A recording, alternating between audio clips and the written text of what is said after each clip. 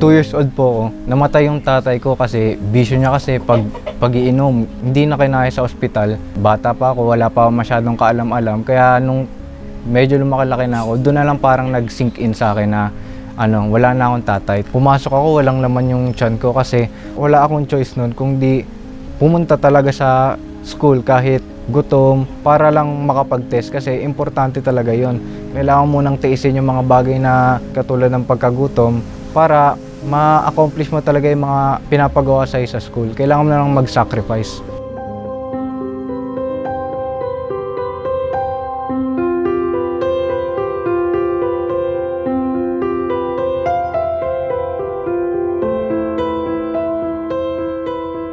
High school ako, consistent honor student ako. Graduate ako bilang with high honors. Nagpupursige talaga ako sa pag-aaral ko kasi alam ko na yun yung mag-aangat sa akin sa buhay na meron ako ngayon. Meron po akong 2 kapatid na half sister ko lang po. At tumatayo pong magulang ko ngayon is yung stepfather ko na taxi driver po. Yun po yung main source po ng income ng pamilya namin. Nung 5 taong gulang siya ay kami nagkakilala ng kanyang ina at kami nagsama. Ako na po ang kinilala niyang ama. Bilang isang taxi driver, minsan hindi sumasapat ang kita, kaya doble kayod sa kalsada. Minsan 2 araw akong hindi nakakauwi dahil nga nagagastos ko yung boundary.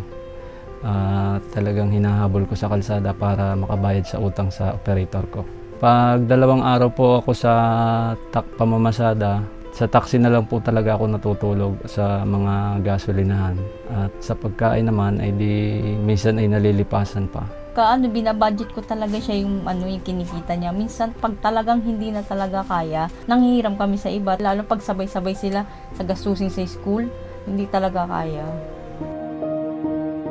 Kasalukuyan po, nakatira lang po kami ngayon sa bahay ng lola po namin na located po sa lower areas. Kapag maulan po ganito, binabaha po lagi.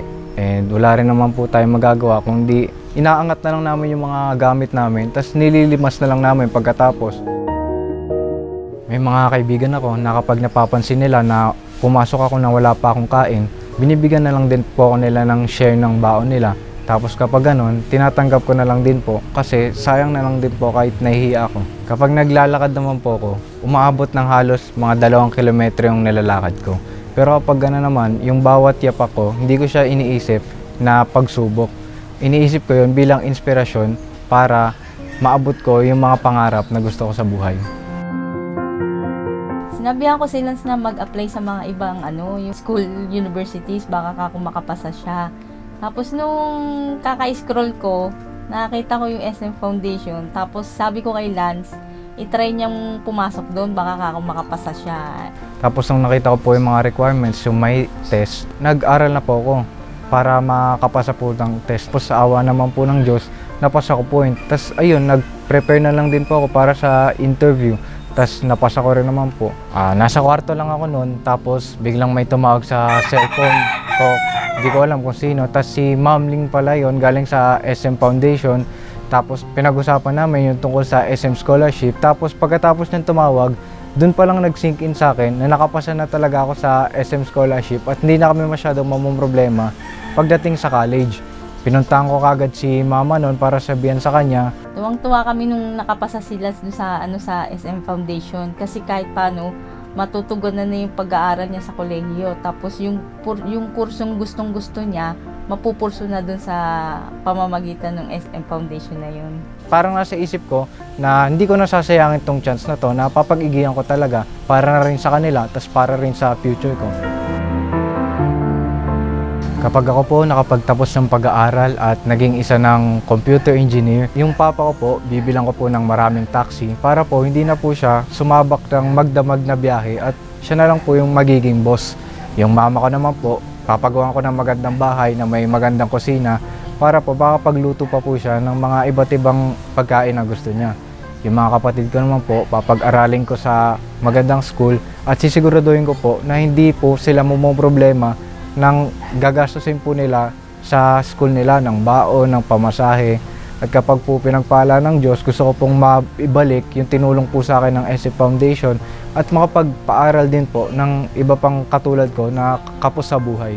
Ang pangarap ko po sa anak ko, makapagtapos ng pag-aaral. Makapag-abroad siya, yung pag may gusto siyang puntahan, mapupuntahan niya. Pati mga kapatid niya, makakapagpaaral siya. Na mapapatapos niya rin po yung pag-aaral ng mga kapatid niya. May sarili na rin kaming bahay. Pagka hindi na kami babahain, makakatulog na kami ng maayos. Yung hindi kami mamomblema na babahain na naman kami.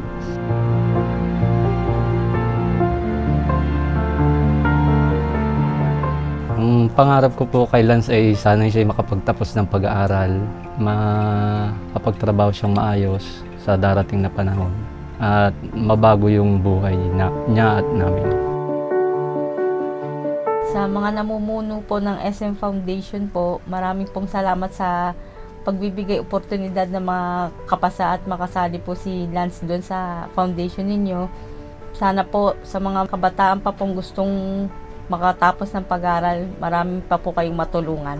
Sa SM Foundation at sa C-Family, maraming salamat po sa inyong oportunidad na ibinigay kay Lance. Sana po marami pa po kayong matulungang mga kabataan na nais mag-aral.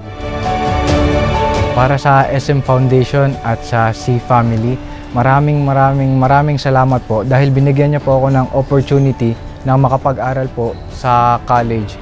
Huwag po kayong mag-alala dahil hindi ko po sasayangin to at pagsusumikapan ko po na makatapos ng pag-aaral.